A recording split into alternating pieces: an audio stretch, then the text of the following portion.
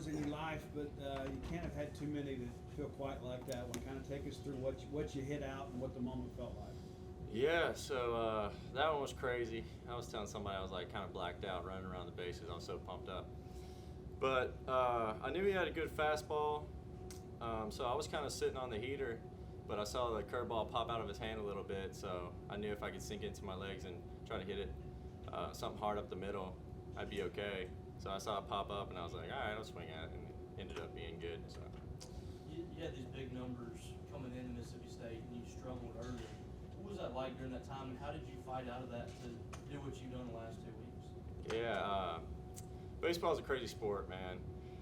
You just gotta come in every day and trust your work, and we prepare awesome. Like our coaches are so good on getting us prepared and ready, and sometimes it just happens. Like I wasn't getting the hits or wasn't getting on base even as much as I'm normally doing, and so it's just baseball. You gotta take the ups with the downs and just never let your highs get too high or lows get too low, and so that's how I kind of approach that.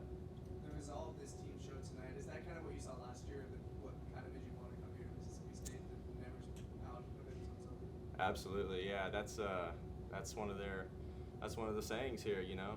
We're gonna grind you out, first inning to the last inning, and so yeah, that definitely drew me here, and that's what we did tonight. I know you said you kind of blacked out in the moment, but have you had a chance to kind of reflect on the reaction from the crowd and kind of everything that went into that moment right there?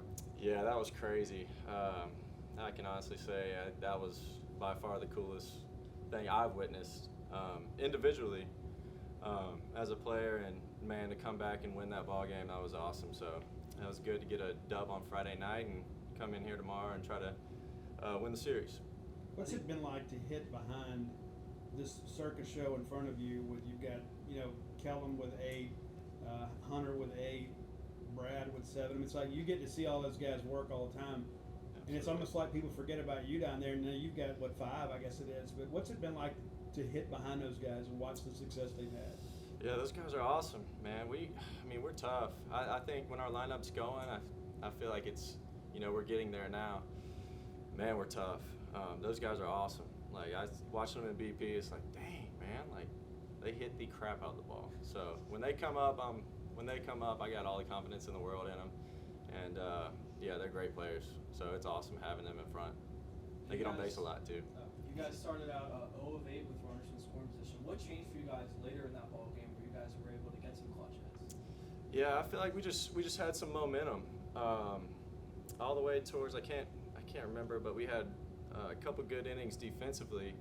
I think Cam made that diving play in the diving double play, and I feel like we just kind of used some momentum, and the crowd got going, and it was just like destined. I feel like, so it was good. Probably your big maroon moment, I guess, in many ways. A lot of people kind of been waiting for you to have that big hit. And you've had some big ones, but to have one at home like this, how special is that to you? That was awesome. Like I said, it was probably one of the top things I've ever witnessed. So, man, to see everybody hyped up like that, like I said, I don't even really know what happened running around the bases. I was just so fired up. But gonna take some momentum into tomorrow and get going. Obviously, with Hunter being so young, what's it like to see him in those clutch situations, come up with a hit like that?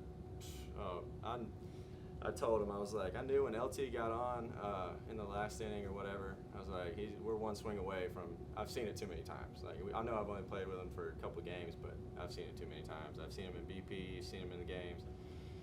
So I knew it was a dang good chance at him putting one out. But he's a great player, so it didn't really surprise me.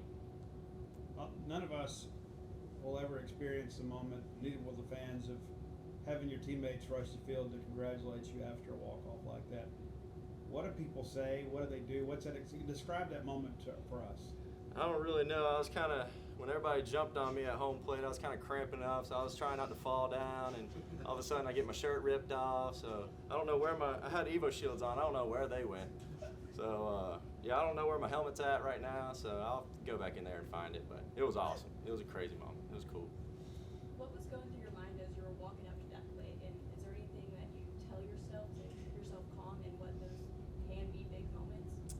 Yeah, I just try to take a deep breath. You know, we had one out, so I was just trying to hit something hard up the middle and you know, get on base for somebody behind me because we got good players up and down the lineup. So yeah, I was just trying to hit something hard up the middle and get things going. Hunter, obviously pretty interesting segment there in the ninth inning. I guess you come up there with 2 outs and 3-1 count. Take us through your mental approach in that situation. Once you see LT walk, what are you thinking there?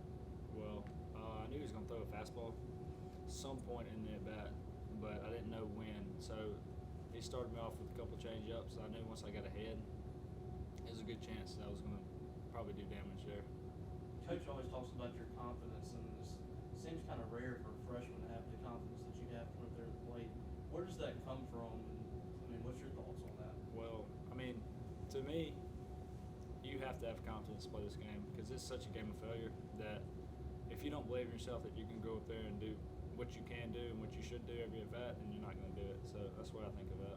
RJ just now was saying how how confident he was that when you went up there that you turn on one.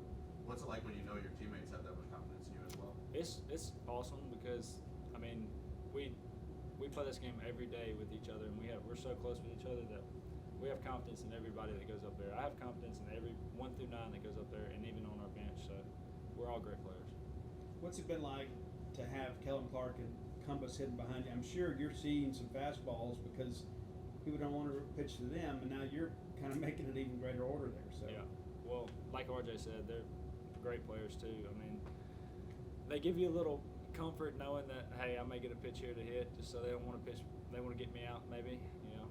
If I don't get out or if I get on base and take a walk, then I know they got just as good a shot or better to do what I could do.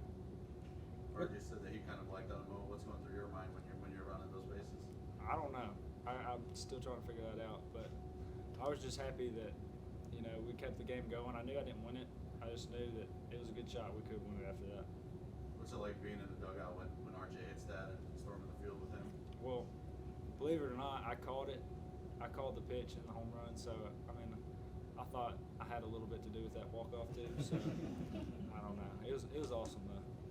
And Dylan Ray is not some scrub. That guy can really bring it. I mean, for you guys to be able to turn that 94, 95 mile an hour fastball around says a lot about this offense. But it's like you left-handers for some reason. Anything that tries to get in your kit here to get the bat head out. So when you see a guy like that you know is fastball heavy, does it change your approach a little bit, or how would you kind of describe that? I mean, with me, I always go up there looking for a fastball. It's probably why I struggle a little bit with changeups, but you know it's coming. You just got to. I mean, he had a little bit of spin rate, so you know you got to get your barrel out. And when you're looking for it, we're all great enough hitters to hit it when we're looking for it at least. I know you're a guy that has always wanted to play here, but moments like tonight are why people want to come play at Mississippi Oh, State. yeah. Now that you've had that moment, how rewarding is that? It's awesome because you work so hard for this, and to get a little bit of glimpse of that right there is amazing. I know you guys had kind of recaptured momentum at that point, but how big was that play that Cam James made there in the top of the 10th? Oh, it was huge. It was huge because I mean, if he doesn't make that play, then you don't know what the game's going to do. They may get on first, second, or whatever. They may score, but since he made that play, I knew we were going to win it right there. Is there a bit of a competition between you guys to lead the club in homers? Kellen hits his 8th and a couple innings later, you tie him up. Well, I told I forgot who I told. I was like, once he hit his, I knew I was going to one up him, so it didn't really matter. I can't let him go ahead of me too far. So no, we all got competitive. We're all competitive, so it's